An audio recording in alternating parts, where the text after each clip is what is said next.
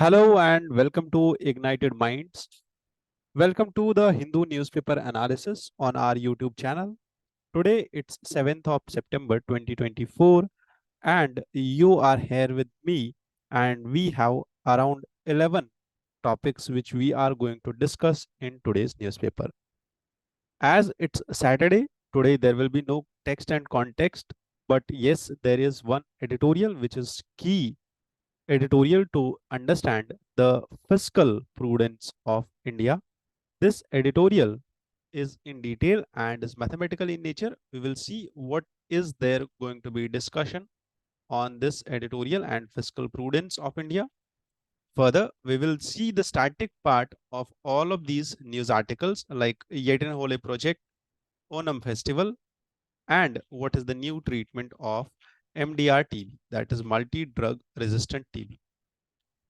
इसके बाद we will also see the upcoming Quad Summit, judicial appointments, and Waqf ownership and how is Waqf now in contention with the India's archaeological survey, that is archaeological survey of India ASI के साथ वक्फ के क्या contentions है, ये सारी चीजें भी हम देखेंगे. इसके साथ साथ there is a letter by NTCA, so we will see static portion of NTCA, कब बना, कैसे बना, क्यों बना और अभी क्या काम करता है NTCA. इंडिया और यूरोपियन यूनियन के रिलेशंस देखेंगे और क्रिसिल का बेसिक्स पढ़ेंगे, what is CRISIL and what are credit rating agencies in India. Lastly, there is a sports news where Praveen has secured a gold medal in Olympics for India in his jump. Let's begin the discussion with a UPSC PYQ. ये question UPSC ने 2024 में पूछा था. 2024 के prelims में जो question पूछा था, सिंपल, इट वाज प्रधानमंत्री श्रम योगी मानधन योजना. क्वेश्चन हैज 4 स्टेटमेंट्स जिसमें स्कीम से रिलेटेड एज, आज तक हमने देखा यूपीएससी ने 2024 में 2 स्कीम्स पूछी है. कल हमने एक स्कीम के ऊपर जो क्वेश्चन आया था वो डिस्कस किया और आज हम ये वाला क्वेश्चन डिस्कस कर रहे हैं. This question talks about age. The entry age of enrollment in the scheme is 21 to 40 years. Age specific contributions shall be made by the beneficiaries. Each subscriber under the scheme shall receive a minimum pension of 3,000 per month after he attains the age of 60 years. And family pension is also applicable to the spouse and unmarried daughters. Okay. The statements 1 and 4 are incorrect because I told you yesterday also this and, okay, is something which usually the examiner adds to the original statement. The original statement was till spouse only and add करके ये statement change कर दिया गया है. Plus the age limit which you can see is not 40 years but it is more than that. This scheme is actually for 18 to 40 years, not 20 to 40 years. The eligibility for the scheme with those persons can be enrolled into the scheme who are first from unorganized sector and have a monthly income of 15,000 rupees only. However, the age is 18 to 40 years. ठीक है, here in the question it is 21 to 40 years. ठीक है, 18 years के बाद आपको labour consider किया जा सकता है.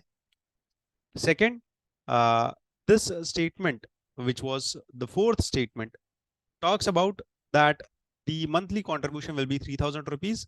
It is correct after attaining the age of 60 years, and the family pension will be applicable only to the spouse, not to the children. ठीक है, whether married or unmarried. Done. चलिए newspaper को discussion में लाते हैं और आज का पहला न्यूज़ आर्टिकल डिस्कस करते हैं. आज की डेट में the incidence rate of TB is around 199 cases per 1 lakh population in India, which is a decline from 2015 and 16% decline हुआ है टीबी के केसेस में 2015 से लेके आज तक. बट प्रॉब्लम यहाँ पे ये है कि मल्टी ड्रग रेजिस्टेंस टीबी के अगेंस्ट में बढ़ रही है और यहाँ पे एक ऐसी चीज डिस्कस की जा रही है जिसको हेल्थ मिनिस्ट्री ने अप्रूव किया है, जिसका नाम है BPALM. ठीक है, बी पाम दिस रेजिमेन और दिस ट्रीटमेंट, ये ट्रीटमेंट है किस चीज का? मल्टी ड्रग रेजिस्टेंट टीबी का। मल्टी ड्रग रेजिस्टेंट टीबी का मतलब क्या है? कि जो कन्वेंशनल ड्रग्स यहाँ पे टीबी के पेशेंट्स को दिए जाते हैं, ये ड्रग्स एक टीबी के पेशेंट को 18 से 24 महीने तक खाने पड़ते हैं, मतलब 2 साल तक खाने पड़ते हैं। और कम से कम 13 से 14 टैबलेट्स होते हैं जो डेली बेसिस पे लेने पड़ते हैं। ठीक है, this is the conventional treatment. But जो हमारा नया ट्रीटमेंट है, ये 1 साल का ट्रीटमेंट होगा। ठीक है, 8 to 12 मंथ्स का ट्रीटमेंट होगा। इसके साथ साथ the number of tablets which are being administered to the patient are also decreasing. ठीक है, ये 6 मंथ से 1 साल तक का ट्रीटमेंट होगा। जो मैंने अभी बताया आपको, 1 साल तक का ट्रीटमेंट रहेगा। ये यहाँ पे 6 मंथ्स लिखा है, around 6 months, it's around 1 year. ठीक है, एक्चुअली हमने इस एडिटोरियल पे, इस न्यूज आर्टिकल पे बहुत सारे एडिटोरियल्स इससे पहले भी डिस्कस कर लिए हैं सेम सीरीज में। इसीलिए मैं आपको बता रहा हूँ, यहाँ पे बहुत सारे एडिटोरियल्स में ये भी लिखा हुआ है दैट 12 महीने तक का ट्रीटमेंट होता है। ठीक है, अंडरस्टैंड दिस। और one more thing which is important, कि यहाँ पे जो ड्रग्स है, जो टैबलेट्स है, वो भी 4 से 6 टैबलेट्स ही पूरे दिन में खाने होंगे उस पेशेंट को। अब यहाँ पे इस रेजिमेन में 4 ड्रग्स यहाँ पे एडमिनिस्टर किए जाएंगे। One is bedaquiline, pretomanid, linezolid and moxifloxacin. ठीक है, ये 4 टैबलेट्स होंगे जो उस पेशेंट को खाने होंगे। ठीक है, द एलिमिनेशन ऑफ टीबी का टारगेट इंडिया का है 2025 तक हमें टीबी को एलिमिनेट करना है इंडिया से, which is 5 years ahead of the global target. Global target is to eliminate TB by 2030, but India का टारगेट है 2025 का। ये चीज भी हमें याद रखनी है। इंडिया में अभी 75,000 पेशेंट्स ऐसे हैं who are suffering from TB and they now will be able to attain this shorter, जो ये छोटा एक ट्रीटमेंट है, छोटे टाइम पीरियड का ट्रीटमेंट है टीबी के लिए। इसके लिए ये सारे लोग अब एलिजिबल भी है और ये अवेल कर सकते हैं इसको, क्योंकि ऑलरेडी इसको हेल्थ मिनिस्ट्री ने अप्रूवल दे दिया है। ठीक है, टीबी में अगर आप देखो तो सबसे पहले इसका डिस्कवरी टू फॉर ऑप्टिमाइजेशन, कुछ ऐसे टेस्ट्स वगैरह होते हैं जो किए जाते हैं अर्ली स्टेज डेवलपमेंट पे।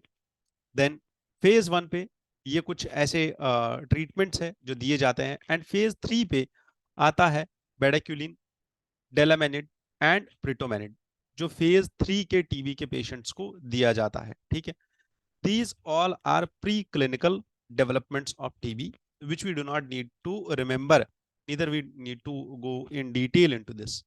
ठीक है, हमारे लिए इंपॉर्टेंट है phase 3 and drug resistance in TB. TB के ड्रग रेजिस्टेंस को लेके अगर हम और थोड़ा सा डिस्कशन करें, और टीबी को लेके अगर हम और थोड़ा सा डिस्कशन करें, तो जो मैंने आपको बोला 13 से 14 टैबलेट्स लेने पड़ते हैं इस इंसान को, या तो 4 से 5 टैबलेट्स लेने पड़ते हैं 18 से 24 महीने तक के टाइम पीरियड के लिए। इकोनॉमिक कॉस्ट इसका बहुत ज्यादा होता है, बट बीपी और बी पाम रेजिमेंट जो है, ये शॉर्टर है, सेफर है, इफेक्टिव है और जल्दी ड्रग रेजिस्टेंट टीबी को खत्म कर सकता है। 3 से 4 टैबलेट्स लेने होंगे डेली, 6 से 8 महीने या 12 महीने तक के लिए। सक्सेस रेट इज अराउंड 90%, जबकि ट्रेडिशनल जो मेडिसिन है उनका success rate is around 70% only. Done, target भी हमने देख लिया टीबी का, और ये सारी चीजें हमने देख ली। यूपीएससी ने इससे पहले 2014 में क्वेश्चन एक पूछा था, that can over use and free availability of antibiotics without doctors prescription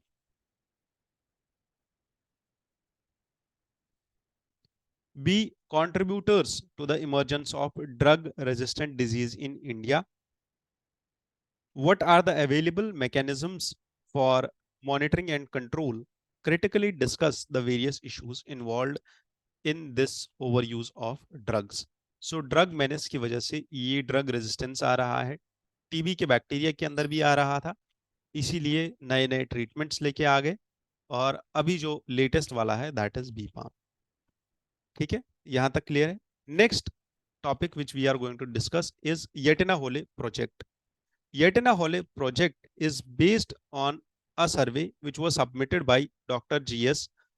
Parmashivai. ये प्रोजेक्ट जो है ये 8 स्मॉल डैम्स का प्रोजेक्ट है, ठीक है। दिस प्रोजेक्ट जिसमें 8 छोटे छोटे डैम्स हैं, इनमें से 2 डैम्स हैं which are located on Yetnaihole.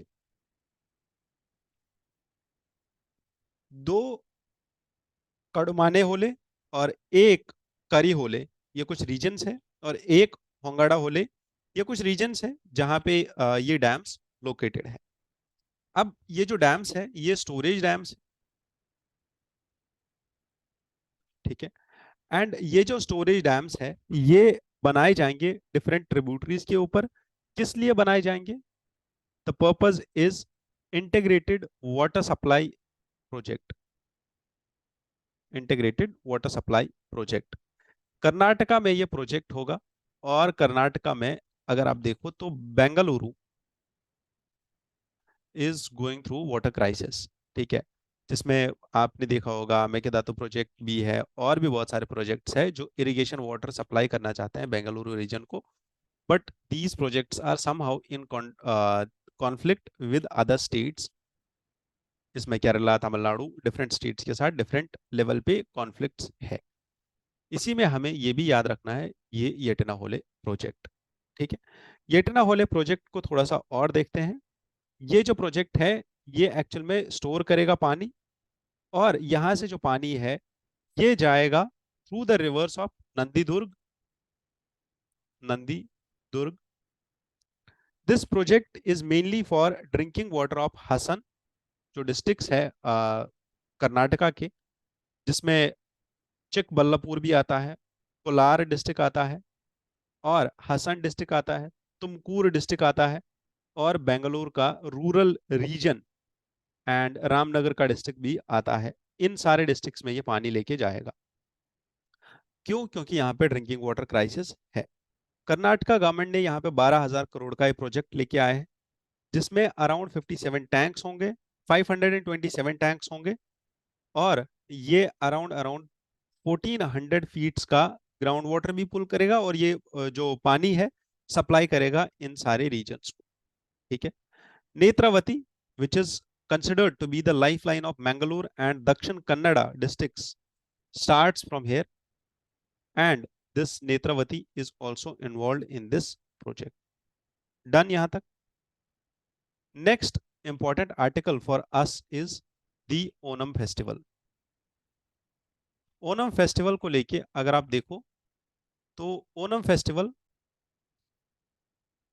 एक ऐसा फेस्टिवल है जो बेसिकली साउथ इंडिया का बहुत ही फेमस फेस्टिवल है, ठीक है। ओनम फेस्टिवल एक हार्वेस्ट फेस्टिवल है which is usually celebrated in Kerala. ये हार्वेस्ट फेस्टिवल है, ठीक है, and Hindu rice harvest festival है। ये केरला में सेलिब्रेट किया जाता है टू कमेमोरेट द किंग महाबली, ठीक है। This Onam festival is a 10-day festival usually celebrated in the month of August and September। 10 दिन जिसमें बहुत सारे इवेंट्स होते हैं जैसे पूकलाम, ओना सादिया, ओनम थिरुवोनम एंड पुल्लिकल्ली, ठीक है। पुल्लिकल्ली एक ऐसा टाइगर डांस होता है जिसको टाइगर डांस भी बोला जाता है। ये एक ऐसा परफॉर्मेंस होता है जिसमें जो ये लोग सेलिब्रेट कर रहे होते हैं ओनम फेस्टिवल, वो ये टाइगर डांस परफॉर्म करते हैं। ये इस रीजन की स्ट्रीट्स पे परफॉर्म किया जाता है।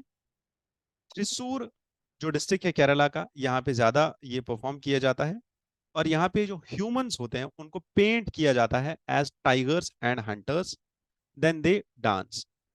इसके साथ जो रिलेटेड पर्सनैलिटी है, his name is Maharaja Rama Varma Sakthan Thampuran, जिसने ये डांस इंट्रोड्यूस किया था। इसके साथ साथ हमें कथकली भी याद रखना है। Kathakali is a stylised and dramatic dance for from combining dance, music, acting and different forms, which is usually depicted from the stories of Mahabali, who is the prime legend of Onam festival. Mohiniyattam भी यहाँ पे perform किया जाता है, कुडियट्टम, थिरुवथिराकल्ली, Chakyar Koothu and ऊटम थुल्लाल, ये सब folk dances है Kerala reason के। कुडियट्टम इसमें से यूनेस्को इंटेंजिबल कल्चरल हेरिटेज है, और कुडियट्टम के साथ साथ इस साल यूनेस्को इंटेंजिबल कल्चरल हेरिटेज से 2024 में यूपीएससी ने गरबा डांस भी पूछा था। इस साल के क्वेश्चंस में, इस साल के यूपीएससी के पेपर में, 2024 के पेपर में गरबा डांस पूछा गया था, which is a UNESCO intangible cultural heritage. Done. Now इसी ओणम फेस्टिवल में जो स्टार्टिंग परफॉर्मेंस होता है या जो स्टार्टिंग रिचुअल होता है, इसको बोलते हैं Atham pageantry, in which thousands of people from around Kerala come and participate in this Atham. This marks the onset of Onam festivals and Onam celebrations. ये एक 4 घंटे का ऐसा एक रिचुअल होता है जिसमें ये लोग पार्टिसिपेट करते हैं और कलरफुल कॉस्ट्यूम्स पहनते हैं, और यहाँ से ओनम फेस्टिवल स्टार्ट हो जाता है। ठीक है, done. Now, withstanding the debate over whether or not to conduct the Atham processions in wake of Wayanad landslide, the municipality executive committee decided to go ahead with it and Kerala government gave its approval. ठीक है, क्योंकि वायनाड में अभी बहुत ही बड़ी tragedy हुई थी, इसीलिए ये लोग सोच रहे थे कि ये ना करें, इतना ज्यादा सेलिब्रेशंस ना करें, बट सेलिब्रेशन किया गया। ठीक है, इस सेलिब्रेशन में एक चीफ जो मेन स्टेप या आप बोल सकते हो इवेंट होता है, इसका नाम है अम्मन कुडास। ठीक है, और पुल्लिकल्ली जो मैंने आपको बोल दिया ये टाइगर डांस है। ठीक है, डन। ये सब चीजें यहाँ पे याद रखनी। Now beginning with the ending some more points about the Onam festival. ठीक है, ओनम फेस्टिवल एक्चुअल में किंग महाबली के ऑनर में मनाया जाता है, और किंग महाबली के ऑनर में इसलिए मनाया जाता है क्योंकि इस टाइम पे किंग महाबली वापस आए थे असुराज की हत्या करने के बाद। ठीक है, और इस फेस्टिवल को 3 बार मनाया जाता है। 3 मेजर फेस्टिवल्स है केरला रीजन में, जिसमें चिंगम, मलयालम, और चिंगम एक मंथ होता है और कोलावर्षम दूसरा मंथ होता है, जहां पे 2 ऐसे मेजर फेस्टिवल्स को मनाया जाता है। ठीक है, सेलिब्रेशंस में मैंने आपको बता दिया ये सारी चीजें होती है, और गॉड एंड डीमन की यहाँ पे स्टोरी है, और गुड और बैड को यहाँ पे डिपिक्ट किया जाता है विद डिफरेंट कलर्स। ठीक है, चलिए आगे। आगे ये वाला जो क्वेश्चन है, इस क्वेश्चन को समझने के लिए, ये जो एडिटोरियल है इसको समझने के लिए आपको थोड़ा सा और डिटेल में जाना पड़ेगा, थोड़ा सा और स्टैटिक पोर्शन में जाना पड़ेगा, क्योंकि एडिटोरियल लिखने वाले सी रंगराजन है। ठीक है, like highly well read and having a essence of economy at his core, very great economist। ठीक है, doctor D K Srivastava, honorary professor of Madras school of economics, दोनों ऐसे लोग हैं जिन्होंने ये एडिटोरियल लिखा है, जिनकी इकोनॉमिक्स को समझने के लिए हमें बहुत ज़्यादा नॉलेज होना ज़रूरी है। बट मैं चाहूँगा कि मैं इस एडिटोरियल को थोड़ा सा आपके लिए आसान बना दूं। तो यहाँ पे कुछ टर्म्स है, जैसे फिस्कल डेफिसिट का टर्म यूज किया गया है, debt to GDP ratio use किया गया है। ठीक है, इंटरेस्ट पेमेंट्स,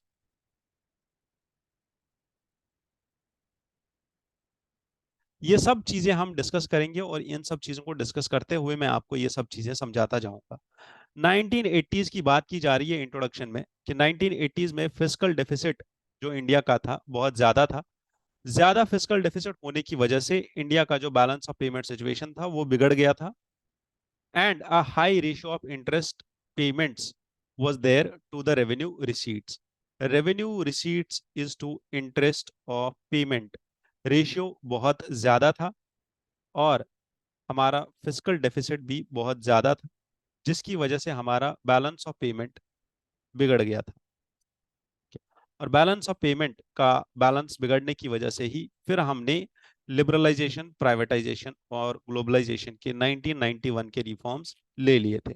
ठीक है, अब ये इंट्रोडक्शन को समझने के लिए हमें ये समझना होगा दैट रेवेन्यू रिसीट्स क्या होते हैं। Revenue receipts are those receipts जो यूजुअली कंपनी, ये कंट्री की एक इनकम को बोला जाता है। दैट कंट्री जो है अपना डेली बेसिस पे टैक्स से कितना रेवेन्यू कलेक्ट करती है, एनुअल बेसिस पे, डेली बेसिस पे, क्वार्टरली बेसिस पे। अब रेवेन्यू तो कलेक्ट हो रहा है, ठीक है, these are revenue receipts. This is that revenue जो आपका कैपिटल इन्वेस्टमेंट से नहीं आ रहा है, जो आपका कैपिटल रेवेन्यू नहीं है, ठीक है। देन आपको ये रेवेन्यू, आपकी जो ये इनकम है, ये आपको कहाँ पे करनी पड़ रही है? इंटरेस्ट ऑफ पेमेंट्स, ठीक है, और पेमेंट इंटरेस्ट पे।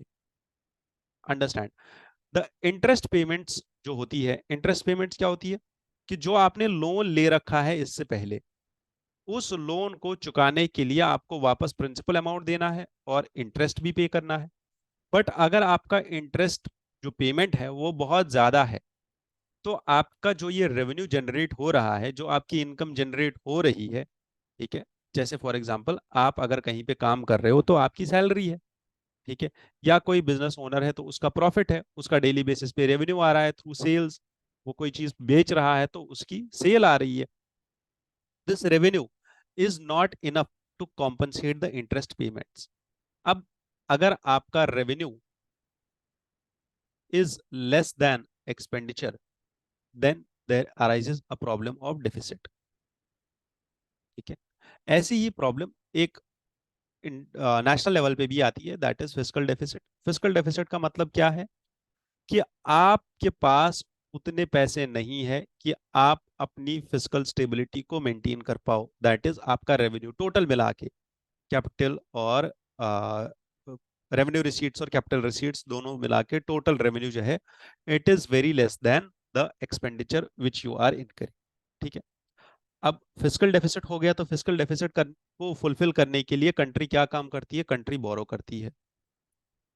कंट्री कहाँ से बोरो करेगी? या तो ये इंटरनल बोरोइंग्स करेगी, या तो ये एक्सटर्नल बोरोइंग्स करेगी, ठीक है। यूजुअली एक्सटर्नल कमर्शियल बोरोइंग्स बोला जाता है, ठीक है। अब ये बोरो करेगी, तो बोरो करने के लिए क्या करेंगे? लोन जनरेट होगा, कहीं ना कहीं से लोन लेंगे। अब लोन को वापस फिर से वापस पे करने के लिए प्रिंसिपल एंड इंटरेस्ट दोनों पे करना पड़ेगा। Again we are getting into this loop, जहां पे हमारी इंटरेस्ट पेमेंट्स बढ़ रही है, ठीक है, हमें पे ज्यादा करना पड़ रहा है और हमारा एक्सपेंडिचर कम है। तो ये एक ऐसा लूप है जिसमें कंट्री फंसती चली जाती है। बट फिस्कल प्रूडेंस, अगर आप लॉजिकली खर्च करो, अगर आप कैपिटल इन्वेस्टमेंट ज्यादा करो, कैपिटल इन्वेस्टमेंट ज्यादा करो और वहां से रेवेन्यू जनरेट करो, रेवेन्यू जनरेट करने के बाद उसी रेवेन्यू को यूज करो अपने एक्सपेंडिचर में, और रेवेन्यू और एक्सपेंडिचर में एक बैलेंस लेके आओ, तब जाके कंट्री जो है आगे बढ़ती है, तब जाके कंट्री का जो ये फिजिकल डेफिसिट है वो कम होता है। अब ये फिजिकल डेफिसिट कम करना क्यों जरूरी है? क्योंकि अगर हमने ये कम नहीं किया तो 1980s वाली सिचुएशन फिर से आ जाएगी। यही चीज को डिस्कस करने के लिए ये पूरा एडिटोरियल लिखा गया है, ठीक है। बजट 2024-25 में ये बोला गया कि 2026 के बाद हम ये काम करेंगे कि हमारा जो फिजिकल डेफिसिट है वो हम डिक्रीज करेंगे। कितना डिक्रीज करेंगे? कि 4.5% पे हम इसको लेके आए, ठीक है। Physical deficit is the shortfall, ठीक है, कि हमारा एक्सपेंडिचर ज्यादा है और हमारा एक्सपेंडिचर ज्यादा है और हमारा इनकम जो है वो कम है। अब इस शॉर्टफॉल को पूरा करने के लिए, शॉर्टफॉल को कम करने के लिए हमें स्टेप्स लेने हैं, ठीक है। और ये चीज हमें कौन बताता है? ये चीज हमें एफआरबीएम एक्ट बताता है कि हमें इसको कम करना पड़ेगा। एफआरबीएम के एक्ट के अकॉर्डिंग हमें इसको 4% पे लेके आना है, ठीक है। और यहाँ पे ये भी चीज याद रखनी है दैट गवर्नमेंट हैज इंश्योर्ड कि हम 2026 के बाद इसको 4.5% पे लाने की कोशिश करेंगे कंटिन्यूअसली। बट ऑथर यहाँ पे क्या बोल रहे हैं? दैट जो आज की लेवल है हमारी डेट टू जीडीपी की, डेट टू जीडीपी रेशियो की जो हमारी लेवल है, दैट इज 54%। और 2025-26 में ये 54% हो जाएगा। अगर ये 54% हो रहा है, which is way less than the target, that is 40% होना चाहिए था असल में, बट ये 54% है। अब इसको भी कम करना है, डेट टू जीडीपी रेशियो को भी कम करना है। डेट टू जीडीपी रेशियो मैंने बोला अभी कि आप बोरो ज्यादा कर रहे हो, ठीक है, क्योंकि जब तक आप बोरो करते रहोगे तब तक आपको ये इंटरेस्ट पेमेंट्स देनी पड़ेंगी। जब तक आप इंटरेस्ट पेमेंट्स देते रहोगे तब तक आपका फिजिकल डेफिसिट कम नहीं हो पाएगा, ठीक है। Understood? Therefore the debt to GDP ratio would reach a level of 48% by 2048 and 2050। while showing a falling debt to GDP ratio all along. अगर आप डेट टू जीडीपी रेशियो को कम करते जाओगे तब जाके ये कम हो जाएगा 48%। कहां तक? 2048-2050 में ये कम होगा। This is what author believes, this is what his statistics say. Clear? यहां तक चीजें समझ में आ रही है? ये प्रॉब्लम है, ये कॉन्सेप्ट है जिसको समझना था अभी तक। अब इसके बाद जो ऑथर बोल रहे हैं ये सजेशंस है इंडियन इकोनॉमी को लेके, ठीक है। और यहाँ पे कुछ और चीजें हैं जो हमें समझनी है, जैसे a profile of debt and fiscal deficit if there is consistently falling debt to GDP ratio. This will leave little space for private sector to access available investable surplus unless the current account deficit is increased beyond sustainable levels. कि अगर आप current account deficit को increase नहीं करोगे then private sector के पास पैसा नहीं बचेगा इन्वेस्ट करने के लिए, ठीक है। और होगा क्या? यहाँ पे क्राउडिंग आउट का इम्पैक्ट आ जाएगा, ठीक है, कि प्राइवेट सेक्टर से पैसा निकल के गवर्नमेंट सेक्टर में चला जाएगा। फर्दर 12th फाइनेंस कमीशन ने ये बोला था कि अगर आपको प्राइवेट सेक्टर के लिए इन्वेस्टेबल सरप्लस छोड़ना है, ठीक है, and non government public sector के लिए यहां पे डिराइव करना है आपको that the excess households की जो फाइनेंशियल सेविंग्स होती है और जो नेट इनफ्लो है हमारा फॉरेन कैपिटल का वो बढ़ जाए, वो सरप्लस में आ जाए और वही चीज फिर हमारे यहाँ इन्वेस्ट हो जाए, ठीक है। इस चीज को रेकमेंड करने के लिए, इस चीज का सोल्यूशन ढूंढने के लिए 12th फाइनेंस कमीशन ने बोला that the transferable savings of the households should be around 10% of the GDP with an acceptable level of current account deficit of 1.5%।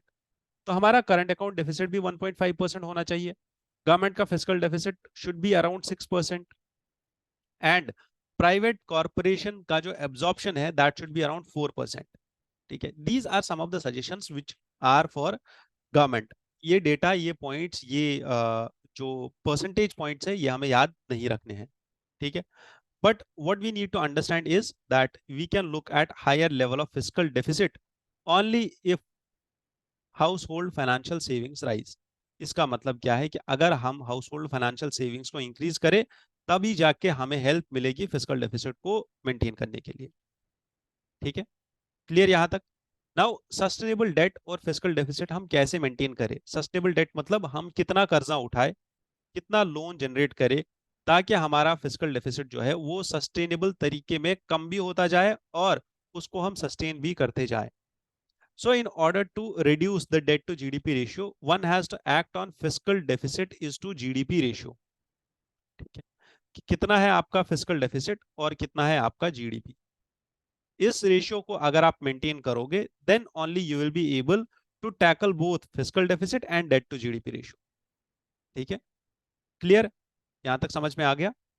Next, if the debt to GDP ratio remains relatively high compared to the norms which are given in the fiscal responsibility lending norms of center and state, the ratio of interest payments to revenue receipts would also remain high, which will eventually lead to government's revenue receipts without or while leaving the progressively lower share for financing non-interest expenditures, ठीक है। जो खर्चा आपका interest को छोड़ के, जो आप इंटरेस्ट पेमेंट कर रहे हो उसको छोड़ के जो आपका खर्चा है, ठीक है, वो खर्चा आपका कम हो जाएगा, उस खर्चे के लिए आपके पास कम पैसा बचेगा तो आपको ज्यादा पैसा देना पड़ेगा इंटरेस्ट पेमेंट्स में। कब?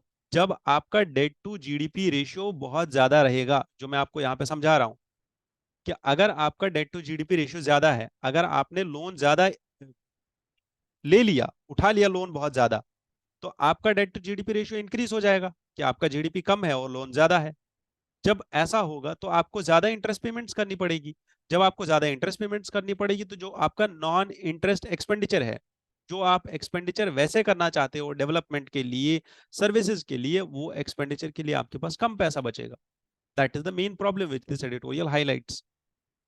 Therefore if you compare these things with international levels, तो ratio of interest payment to revenue receipts, कि आपके पास खर्चा, आपके पास रेवेन्यू कितना आ रहा है, आपके पास इनकम कितनी आ रही है और आपको कितना इंटरेस्ट पेमेंट करना है, इसका रेशियो अगर आप बाकी सारी कंट्रीज का देखो तो 5.5% है जापान का, 6.6% है यूनाइटेड किंगडम्स का, और 8.5% है यूनाइटेड स्टेट्स का। इन कंट्रास्ट इंडिया का यही चीज 24% है, जो कि इंडिया के लिए बहुत ही बड़ी प्रॉब्लम है। ठीक है, तो ये सब कुछ पॉइंट्स थे जो हमें याद रखने हैं। क्रक्स मैंने इस एडिटोरियल का आपको बता दिया। आपको कोई भी और कंफ्यूजन हो तो आप मुझसे कांटेक्ट कर सकते हो, और आप मुझसे कनेक्ट करने के बाद मैं आपको समझा दूंगा, या आप इस वीडियो को दोबारा देख लो तो आपको खुद भी समझ आ जाएगा।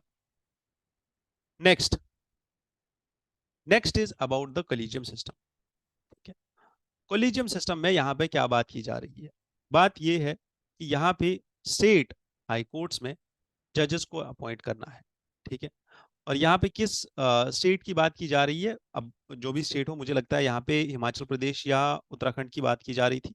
हिमाचल प्रदेश के हाई कोर्ट की बात की जा रही थी, और हिमाचल प्रदेश के हाई कोर्ट के जो चीफ जस्टिस हैं उन्होंने अकेले, ठीक है, यहाँ पे एक पिटिशन फाइल हुआ था सुप्रीम कोर्ट में, that the two senior most judicial officers जो कि प्रपोज किए गए थे कॉलेजियम के द्वारा, उनको छोड़ के हाई कोर्ट के जो जज थे, जो चीफ जस्टिस थे, उन्होंने इंडिविजुअली एक डिसीजन ले लिया, और दो जो सीनियर मोस्ट जजेस थे उनको छोड़ के कुछ और जजेस को जो है सुप्रीम कोर्ट, ये हाई कोर्ट का जज बना दिया।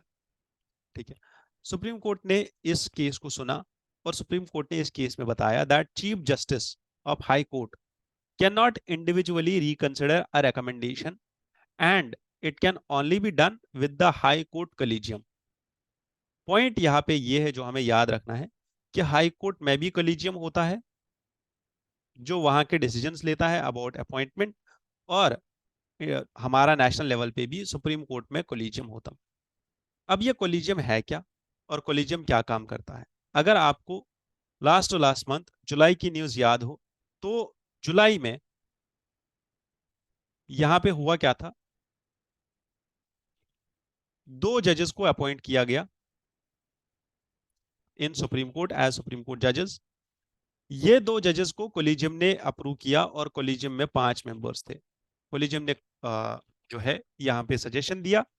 वो सजेशन, कोलिजियम में 4 जजेस होते हैं सुप्रीम कोर्ट के, और 4 सीनियर मोस्ट जजेस होते हैं, और चीफ जस्टिस ऑफ इंडिया होते हैं। वो सजेशन देते हैं, देन वो सजेशन प्रेसिडेंट ऑफ इंडिया के पास जाता है, और ये जज अपॉइंट हो जाते हैं। ठीक है, what is this collegium system? Collegium system actual में आर्टिकल 124 से प्रभावित है। ठीक है, article 124 talks about the appointment of जजेस। Article 124 talks about the appointment of जजेस in supreme court. What is this collegium system? Collegium system दोनों जगह होता है, supreme court and high court में। होता क्या है एक्चुअल में? आर्टिकल 124 में लिखा हुआ है दैट सुप्रीम कोर्ट के जजेस को अपॉइंट करने से पहले प्रेसिडेंट ऑफ इंडिया को कंसल्ट करना पड़ेगा। There is a word mentioned, consultation. Consult करना पड़ेगा किसको? सच जजेस of high court and supreme court as president may deem necessary. President की अपनी मर्जी है कि वो किस जज को कंसल्ट करेगा। ठीक है, the CJI is to be consulted in all the appointments. Chief justice of India जो है उसको कंसल्ट किया जाएगा हर एक अपॉइंटमेंट में, जो भी अपॉइंटमेंट होगी, एक्सेप्ट हिज ओन अपॉइंटमेंट। जब उसकी अपनी अपॉइंटमेंट करनी होगी तब तो कंसल्ट नहीं किया जाएगा। बट यहाँ पे दो चीजें हैं, वन इज प्रेसिडेंट कंसल्ट करेगा, दूसरा as the president may deem. किस जज के साथ कंसल्टेशन करना है वो प्रेसिडेंट खुद डिसाइड करेगा। ये आर्टिकल 124 में लिखा हुआ है।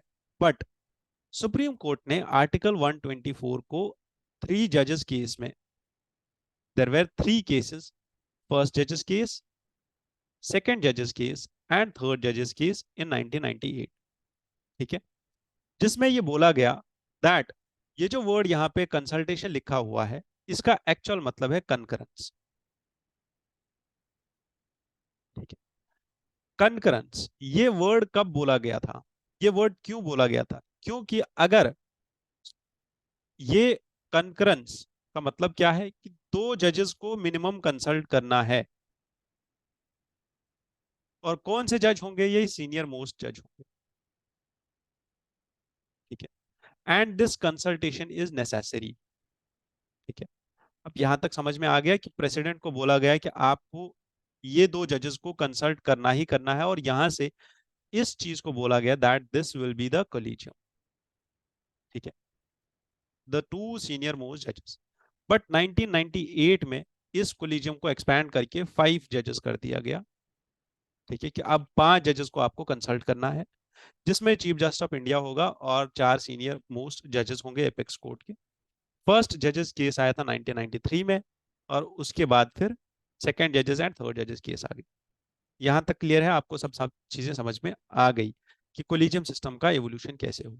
ठीक है, कोलिजियम सिस्टम हाई कोर्ट और सुप्रीम कोर्ट दोनों जगह चलता है, और हाई कोर्ट में chief justice of high court and 4 other senior most जजेस are there in the high court. ठीक है, 1998 में ये भी बोला गया था दैट सुप्रीम कोर्ट ने 5 मेंबर की एक बॉडी बनाई जिसको कोलिजियम बोला गया। स्टेप 1 जो अपॉइंटमेंट में होता है कि सीनियर मोस्ट जजेस of supreme court is considered to hold the office. Recommendation of ongoing, जो उस टाइम पे जा रहे होंगे चीफ जस्टिस ऑफ इंडिया, उसको भी कंसल्ट किया जाएगा, और उसकी रिकमेंडेशन भी ली जाएगी कि नया कौन सा जज बन सकता है चीफ जस्टिस ऑफ इंडिया। और union minister of law sends the recommendations to prime minister who advises president on the matter of the appointment of judges। तो PM, president, union minister of law और senior most जजेस, ये सब लोग involve होते हैं कहीं ना कहीं छोटी छोटी स्टेप्स पे। बट एक्चुअल जो कोलिजियम में है, कोलिजियम में बस 4 सीनियर मोस्ट जजेस और चीफ जस्टिस ऑफ इंडिया होता है। ठीक है, अगर एक जज को एक कोर्ट से दूसरे कोर्ट में ट्रांसफर करना है तो in such matter of transfer the opinion of chief justice of india is deemed determinative। ठीक है, यहाँ पे जो चीफ जस्टिस ऑफ इंडिया का ओपिनियन होगा उसको कंसिडर किया जाएगा। द कंसेंट ऑफ अदर जजेस is not required, thereby it can be that chief justice of India अगर एक्टिंग चीफ जस्टिस लेना है हाई कोर्ट के लिए for not more than a month, then ये कंसिडर किया जाता है। ठीक है, डन, यहां तक क्लियर, यहां तक समझ में आ गया। हाई कोर्ट के लिए the article is article 217 which says that there should be collegium in the consultation of chief justice of india and the chief justice of the governor of the state and chief justice of high court should be consulted while appointing the judges of high court by president of india। ठीक है, basically जो first जजेस case था उसका actual नाम था SP Gupta versus union of India case. ठीक है, second was the supreme court advocates on record association versus union of India case 1993, जिसको हम सेकंड जजेस केस भी बोलते हैं।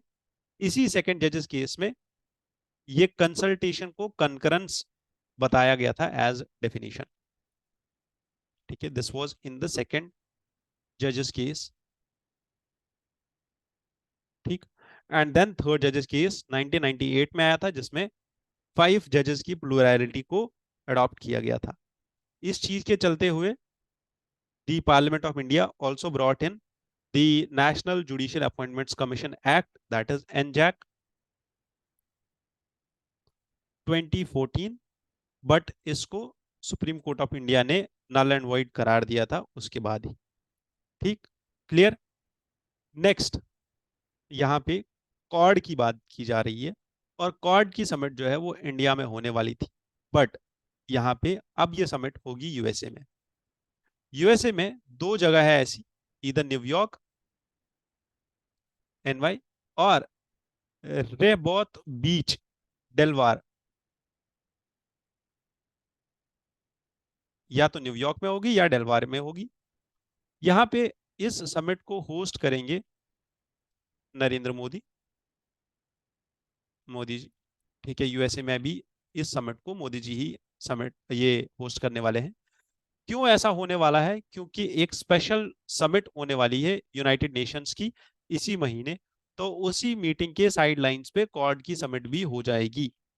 ठीक है, इस समिट में जो यूजुअली 4 कंट्रीज है हमारी, जापान, ऑस्ट्रेलिया, इंडिया, और जापान, ऑस्ट्रेलिया, इंडिया और यूएसए, ये 4 कंट्रीज के जो हेड्स है अभी, जिसमें बाइडेन, फूमियो किशिडा एंड एंथोनियो एल्बनीज और मोदी जी, ये 4 लोग पार्टिसिपेट करेंगे और क्वाड की समिट वहीं पे होगी। बट यहाँ पे की पॉइंट जो है, जो यहाँ पे एजेंडा है, agenda talks about maritime security, critical emerging technology, cyber security, problem यहाँ पे ये है कि फूमियो किशिदा और बाइडन दोनों अगले कुछ महीनों में जाने वाले हैं, क्योंकि जापान और यूएसए दोनों में इलेक्शंस है। अब वो जाने वाले हैं, तो इससे प्रॉब्लम क्या होगा कि जितने भी यहाँ पे मेजर डिसीजंस लिए जाएंगे, बड़े बड़े डिसीजंस लिए जाएंगे, वो शायद उतने ज्यादा इंपॉर्टेंट ना हो, क्योंकि आगे आने वाली नई गवर्नमेंट और नए प्राइम मिनिस्टर्स इन कंट्रीज में इन डिसीजंस को बाद में चेंज करें और हमें दोबारा से उनके साथ एंगेजमेंट स्टार्ट करनी पड़े। ठीक है, यहाँ तक क्लियर है?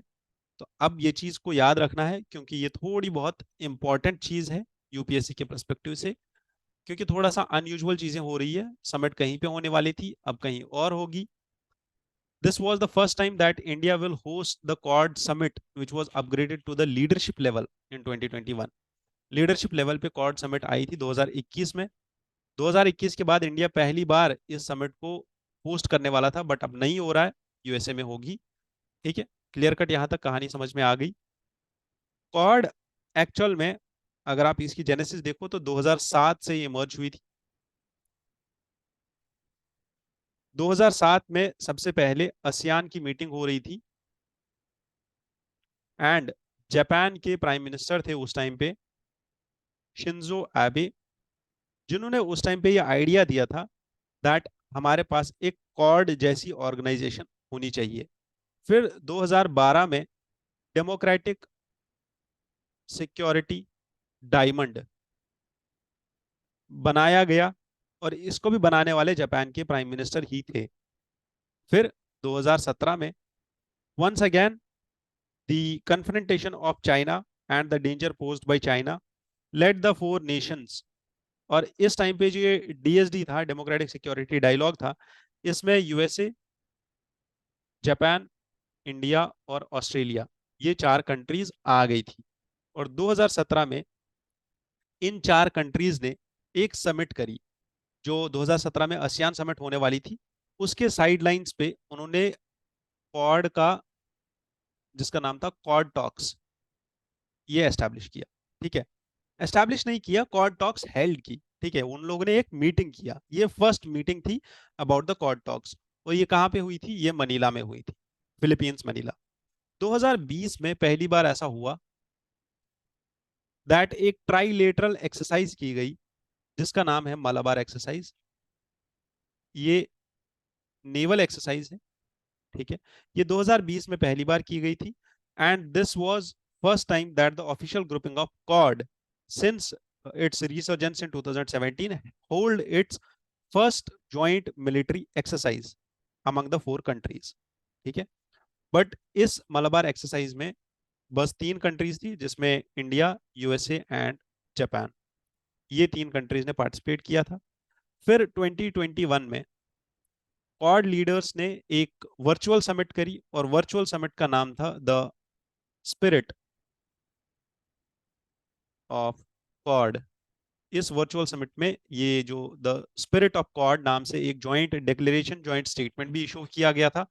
और 2021 की समिट में ही क्वाड को अपग्रेड करके लीडरशिप समिट का दर्जा दिया गया था, और 2021 के बाद इंडिया पहली बार इसको होस्ट कर रहा था।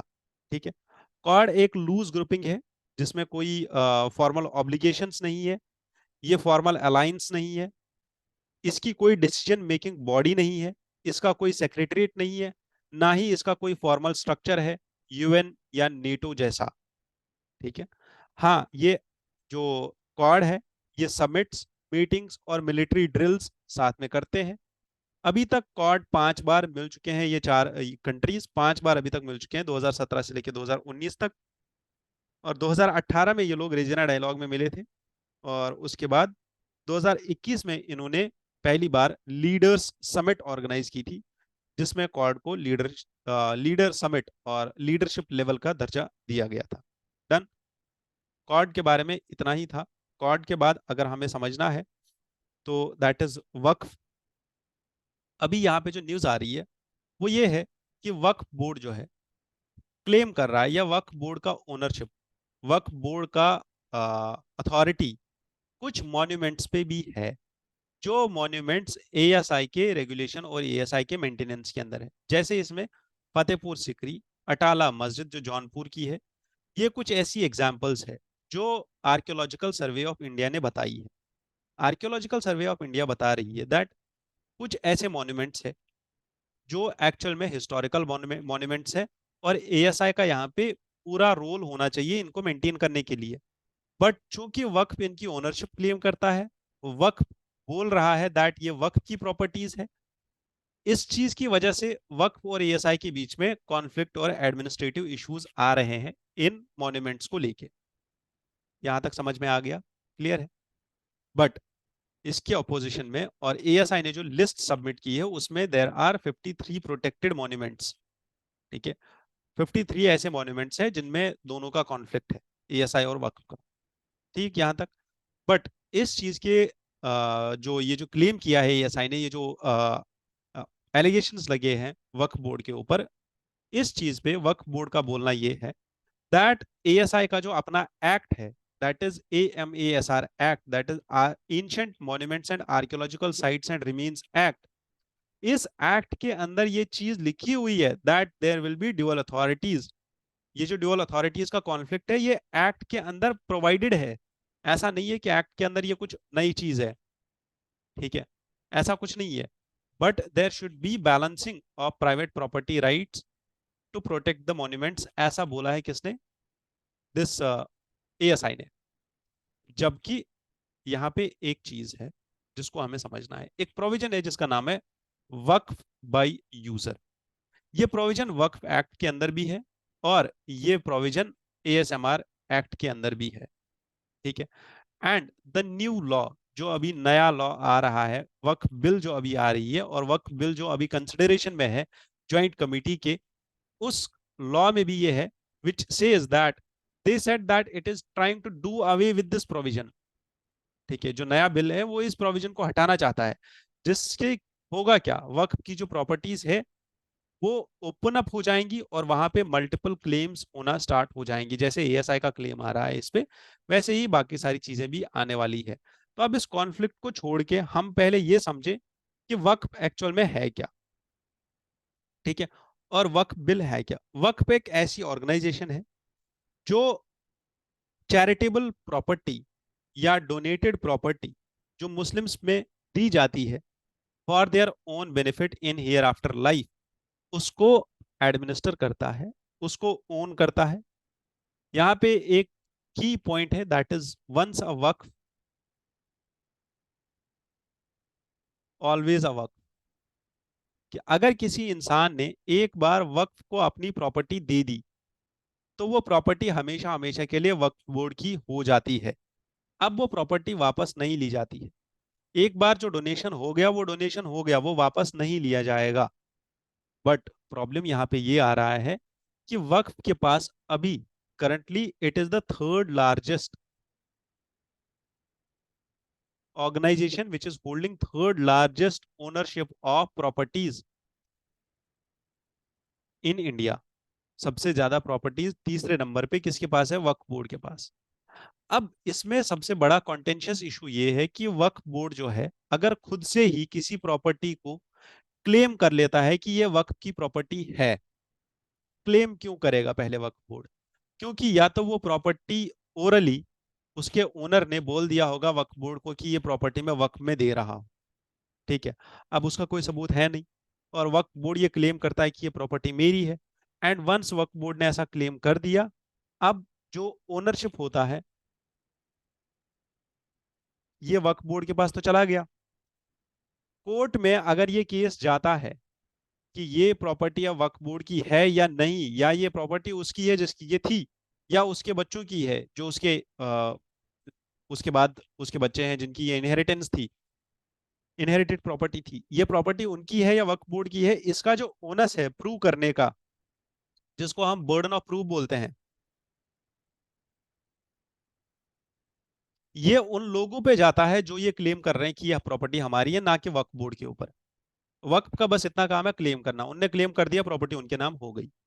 ठीक, यहां तक ये सारे प्रोविजंस हैं जिनको अमेंड करने के लिए, जिनको ठीक करने के लिए और वक्त की प्रॉपर्टीज को ट्रांसपेरेंट वे में उनकी ओनरशिप और उनकी सेटलमेंट के लिए एक नया बिल है जिसका नाम है वक्फ बिल, वक्फ अमेंडमेंट बिल, जो वक्फ के एक्ट को, जो वक्फ का एक्ट 1954 में आया था, वक्फ एक्ट ऑफ 1954, उसको अमेंड करना चाहता है और नए प्रोविजंस इंट्रोड्यूस करना चाहता है। जैसे जो ये वक्फ बोर्ड बनता है इस एक्ट के अंदर, इस वक्फ बोर्ड में जो मेंबरशिप होती है उसमें और सारे मेंबर्स को, नॉन मुस्लिम मेंबर्स को भी लाना चाहते हैं, उनकी ओनरशिप भी होनी चाहिए।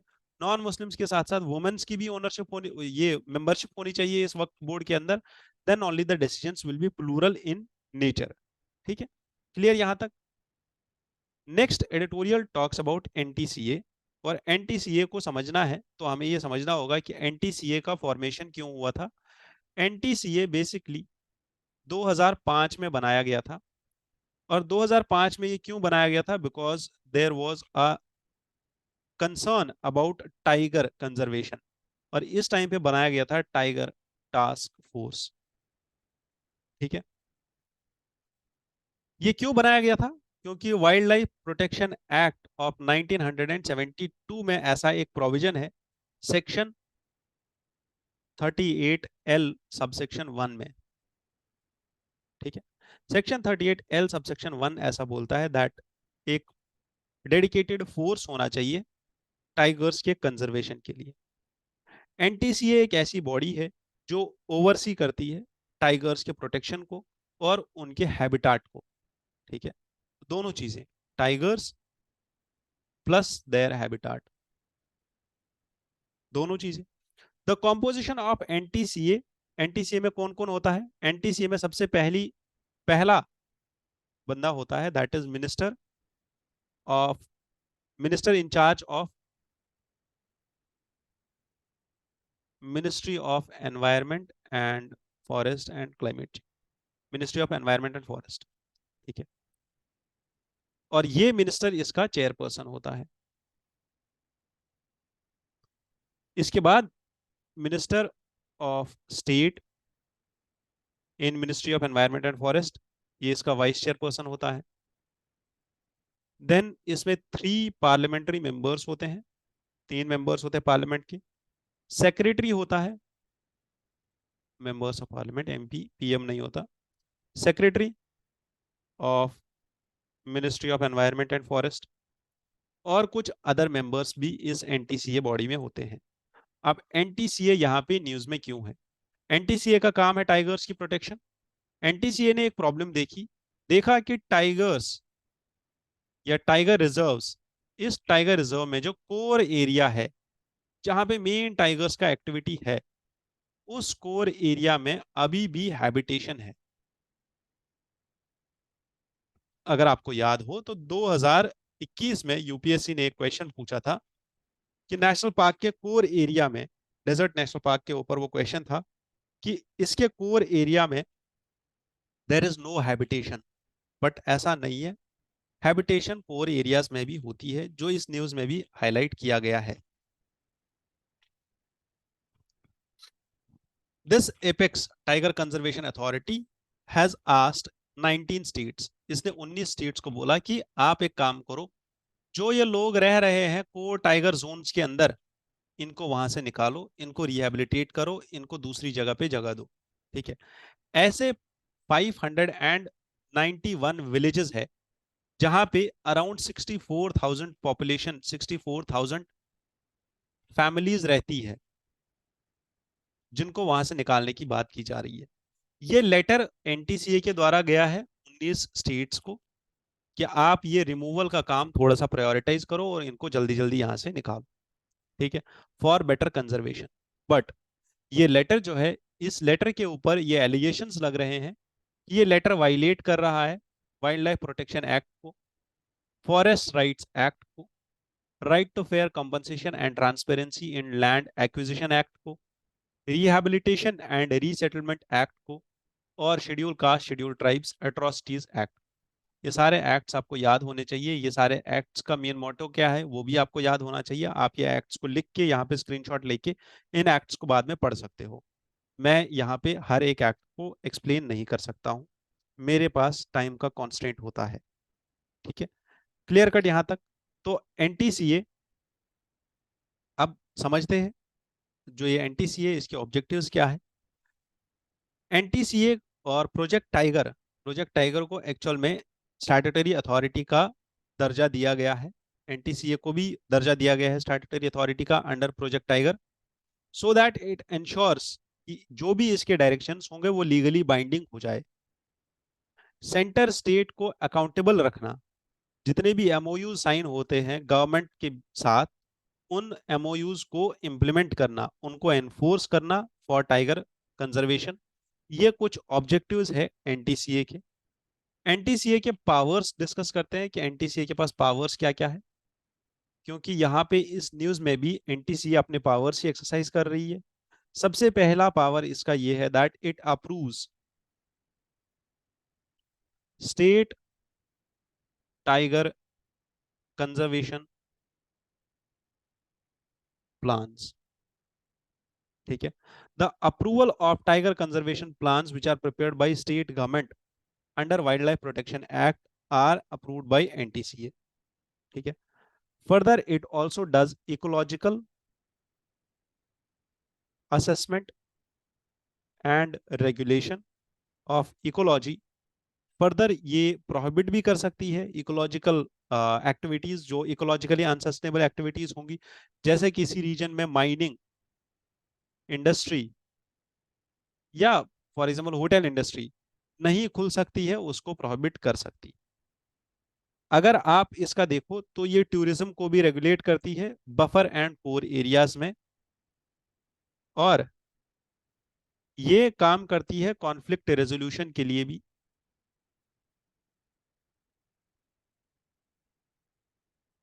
कॉन्फ्लिक्ट रेजोल्यूशन में जो मेन इसका वर्किंग प्लान है और the plan to address the conflicts between human and wildlife, it emphasises on को एग्जिस्टेंस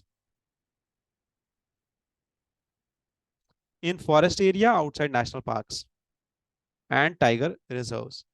फर्दर ये पब्लिक स्फेयर में जो है इंफॉर्मेशन डिसेमिनेट करती है। इसके पास पेट्रोलिंग के लिए कुछ ऑफिसर्स भी होते हैं, कुछ लोग होते हैं, सर्वेलेंस भी करती है, disease surveillance among the wild life, research, monitoring और प्रोटेक्शन ऑफ टाइगर्स, ये सब चीजें इसकी ऑब्जेक्टिव्स और पावर्स में आते हैं। ठीक, क्लियर कट यहाँ तक। आज तक एनटीसीए ने बहुत सारे इनिशिएटिव्स भी लिए हैं, जैसे ये लोग जो है एक advanced science technology and tools का यूटिलाइजेशन भी करते हैं, बायोडाइवर्सिटी सर्वे भी करते हैं, जिसको हम नेशनल टाइगर असेसमेंट सर्वे बोलते हैं, नेशनल टाइगर असेसमेंट सर्वे, जो यूजुअली वर्ल्ड की लार्जेस्ट बायोडाइवर्सिटी सर्वे भी है। ठीक है, इसके साथ साथ it also manages the effectiveness and evaluation of different programs in collaboration with wildlife institute of India. M stripes, M stripes जिसमें कटिंग एज टेक्नोलॉजी और इफेक्टिव पेट्रोलिंग की जाती है for the conservation of tigers, जिसमें GPS, GPRS, remote sensing ऐसी tools का use किया जाता है और पेट्रोलिंग की जाती है, डेटाबेस बनाया जाता है टाइगर्स के रिलेटेड, ये भी एम एनटीसीए के अंदर ही आता है। ठीक है, क्लियर यहां तक। चलो, next editorial talks about India Europe relations, और इस न्यूज में क्या बताया जा रहा है दैट इंडिया और यूरोपियन यूनियन काम कर रहे हैं किस एक चीज पे, मिलिट्री पर्सनल के बीच में स्ट्रॉन्गर टाइज पैदा हो जाए इसलिए। बट यूरोपियन यूनियन जो कि यूरोपियन यूनियन जो कि 27 मेंबर स्टेट्स का एक लो, लोकल और प्राइमरी यूरोप का एक यूनियन है, ठीक है, which was established in Maastricht treaty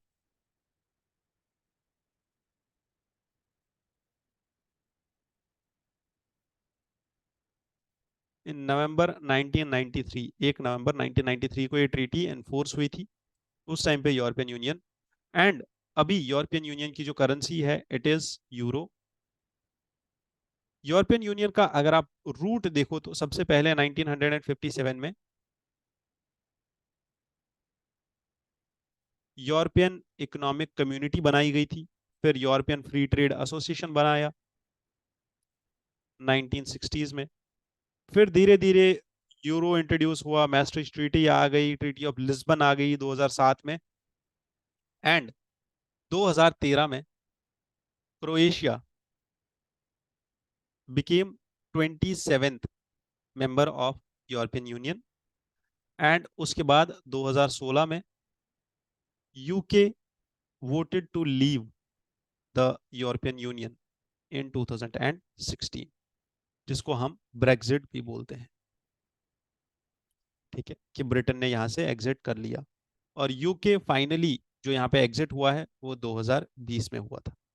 ठीक है, यूरोपियन यूनियन में 4 काउंसिल्स होते हैं, मेन डिसीजन मेकिंग इंस्टीट्यूशंस होते हैं, जिसमें एक है यूरोपियन काउंसिल, यूरोपियन कमीशन और यूरोपियन पार्लियामेंट। एक, दो, तीन, और चौथा होता है इसमें काउंसिल ऑफ यूरोपियन यूनियन। ठीक है, ये 4 गवर्निंग बॉडीज है यूरोपियन यूनियन की। यूरोपियन यूनियन के इन इंस्टीट्यूशंस के साथ साथ और भी बहुत सारे इंस्टीट्यूशन, और भी 2-3 इंस्टीट्यूशंस जो यूरोपियन यूनियन में काम करते हैं, जैसे यूरोपियन यूनियन का जो सुप्रीम कोर्ट है, ईयू का सुप्रीम कोर्ट, जिसका नाम है court of justice of European union. वैसे ही यूरोपियन यूनियन का एक सेंट्रल बैंक है। इस सेंट्रल बैंक का जो नाम है, it is European Central Bank. And it is European Court of Auditors, जो यूरोपियन यूनियन के फाइनेंशियल मैनेजमेंट और एक्ट्स को देखता है। It acts as an independent guardian of financial interests of European Union. यहाँ तक मैंने आपको यूरोपियन यूनियन का टोटल एक स्ट्रक्चर बता दिया, और यूरोपियन यूनियन से रिलेटेड जितनी भी स्टैटिक पोर्शन में आपको न्यूज़ पता होनी चाहिए, आपको इन्फॉर्मेशन होनी चाहिए, वो सारी इन्फॉर्मेशन मैंने आपको बता दी। यहाँ पे कुछ चीज़ है जो हमें इस न्यूज़ से सीखनी है और हमारे अपने नोट्स में नोट डाउन करनी है। That is India and European union actually aims to establish more permanent staff to staff interactions, जिसमें मिलिट्री पर्सनल का इंटरेक्शन हो, ज्वाइंट ऑपरेशनल इफेक्टिवनेस हो, and we should tackle the challenges at sea. और naval forces को यहाँ पे improve अच्छा बनाने के लिए जो यूरोपियन यूनियन का नेवल फोर्स है, जिसका नाम है European union naval force Atlanta, और इंडिया की जो इंडियन नेवी है, इन दोनों के ऑपरेशंस आपस में साथ में हो, कुछ ड्रिल्स हो, इस पे काम किया जाएगा। बस स्टेटिंग दैट ये जो यूरोपियन यूनियन का नेवल फोर्स है, जिसको यहाँ पे लिखा गया है EU NAVFOR Atalanta, it is the key component of European Union CSDP। ठीक है, क्लियर? यहाँ तक समझ में आ गया यूरोपियन यूनियन में क्या चल रहा है और यूरोपियन यूनियन के साथ हम क्या करने वाले हैं। दैट इज बस मैरीटाइम और मिलिट्री और नेवी के जो एक्सरसाइजेस है वो इंक्रीज हो और इनका कोऑपरेशन हो, इसलिए ये न्यूज़ में था। न्यूज़ उतनी ज़्यादा इंपॉर्टेंट नहीं है, जितना ज़्यादा इंपॉर्टेंट ये है कि हमें ये फैक्ट्स याद हो जाए कि यूरोपियन यूनियन का ओरिजिन असल में कैसे हुआ था, इसका स्ट्रक्चर क्या क्या है। बस लास्ट में मैं यहाँ पे आपको ये समझाना चाहता हूँ क्रिसिल एक्चुअल में है क्या। फूड प्राइस या वेज थाली का कॉस्ट ऊपर नीचे चला जाता है। जुलाई में ऊपर चला गया था, अभी आज सितंबर चल रहा है तो नीचे आ गया है, क्योंकि प्याज टमाटर इसका जिसको हम बोलते हैं the potato onion and tomato pot, ये जो मेन पेरिशेबल्स है, इनका प्राइस ऊपर नीचे चला जाता है। इसकी वजह से फूड कॉस्ट भी ऊपर नीचे चला जाता है। ये हमारे लिए इंपॉर्टेंट नहीं है, हमारे लिए इंपॉर्टेंट ये है कि क्रिसल क्रिसल एक रेटिंग एजेंसी है। रेटिंग एजेंसीज क्या करती है, ये एक कंट्री को रेट करती है। For example A+, B, C, D ऐसे रेटिंग देती है। रेटिंग किस लिए देती है, जैसे आप भी अगर आपने कोई ऑर्डर किया होगा तो आपको डिलीवरी बॉय जो है वो बोलता है आप ना मुझे फीडबैक दे देना, रेटिंग दे देना। ठीक है, 10 स्टार दे देना, 5 स्टार रेटिंग दे देना। मतलब वही होता है कि आप इस कंट्री को किस पैरामीटर्स पे, कुछ पैरामीटर्स पे रेट करते हो। जैसे आपकी डिलीवरी में आप ये देखते हो कि फास्ट डिलीवरी थी या नहीं, डिलीवरी बॉय का बिहेवियर अच्छा था या नहीं, डोर स्टेप पे आके डिलीवरी दिया या नहीं, वो बात अच्छे से कर रहा था या नहीं, आपका जो प्रोडक्ट है वो सेफली आपके पास पहुंच गया या नहीं। तो ये कुछ पैरामीटर्स होते हैं आपके लिए डिलीवरी को। वैसे ही क्रिसिल एक रेटिंग एजेंसी है, ये भी जो है कंट्री के डिफरेंट पैरामीटर्स, जैसे कंट्री की फाइनेंशियल स्टेबिलिटी, फिस्कल पॉलिसी, ठीक है, एनपीएस कितने सारे हैं, और बाकी सारी चीजों पे चेक करता है कि कंट्री के ये जो पैरामीटर्स है, इन पैरामीटर्स के बेसिस पे ये लोग रेटिंग देते हैं। CRISIL is a leading agile and innovative global analytical company. Global level पे ये बस इंडिया को रेट नहीं करती है, ये सारी कंट्रीज को रेट करती है। और इंडिया का ये 4 मोस्ट प्रोवाइडर है रेटिंग का, डेटा का, रिसर्च का और एनालिसिस का। ठीक, USA, UK, Argentina, Poland, different countries में इसका बिजनेस है, और डिफरेंट कंट्रीज में जो इंडिया का बिजनेस है, उन सब बिजनेसेस को ये रेट करता है। ठीक है, it serves micro, small, medium companies to large companies also in order to ensure that these companies are well rated in, ताकि ये पता चले कि ये कंपनीज अच्छे से काम कर रही है, इनकी फाइनेंशियल स्टेबिलिटी कैसी है इन कंपनीज की, क्या ये कंपनीज ऐसी है जिनको लोन दिया जा सके। ठीक है, दीज आर रेटिंग एजेंसीज, और ये जो रेटिंग एजेंसीज है ये ऐसे ही काम करती है, आपकी फाइनेंशियल स्टेबिलिटी को हाईलाइट करती है बस। ठीक है, चूंकि यहाँ पे 51% प्राइस ड्रॉप हुआ है टोमेटो का, इसलिए फूड प्राइस भी डिक्रीज हुआ है। वेज थाली का प्राइस ऊपर नीचे जाए, इस चीज को हाईलाइट किया था हमारी इकोनॉमिक सर्वे ने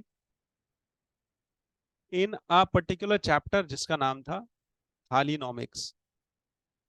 ये चीज इसलिए आई थी ताकि हमें ये पता चले कि फूड प्राइस कितना ज्यादा इन्फ्लुएंस हो जाता है लार्जर इन्फ्लेशन की वजह से, सप्लाई चेन में जो कॉन्स्टेंट्स आते हैं उसकी वजह से, और जितना ज्यादा कॉस्ट यहाँ पे इंक्रीज होता है थाली का, क्या उतना ही ज्यादा प्राइस एक्चुअल में प्रोड्यूसर लेवल पे, कंज्यूमर लेवल पे, होलसेल लेवल पे इंक्रीज हो रहा है या नहीं हो रहा। तो ये सारी चीजों को हाईलाइट करने के लिए थालीनॉमिक्स आई थी।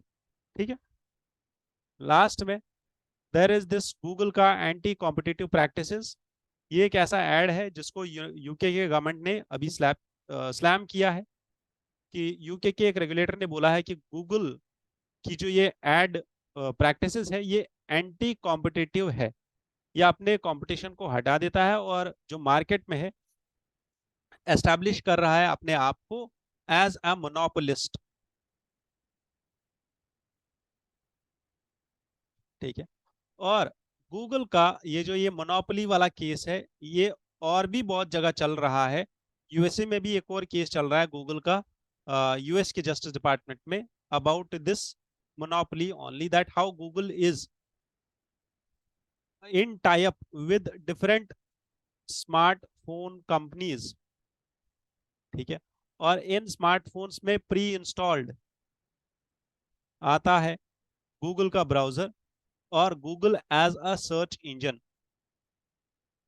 ठीक है, जिसकी वजह से होता यह है कि गूगल जो है अपने कॉम्पिटिटर्स को पहले ही अलग कर देता है, अपने कॉम्पिटिटर्स को पहले ही हटा देता है, और खुद की एक मोनोपोली एस्टैब्लिश कर रहा है मार्केट में। ठीक है, गूगल ये केस हार गया था, इस पे एक पूरा डिटेल्ड वीडियो मैंने बना रखा है, हमारी चैनल पे आपको मिल जाएगा।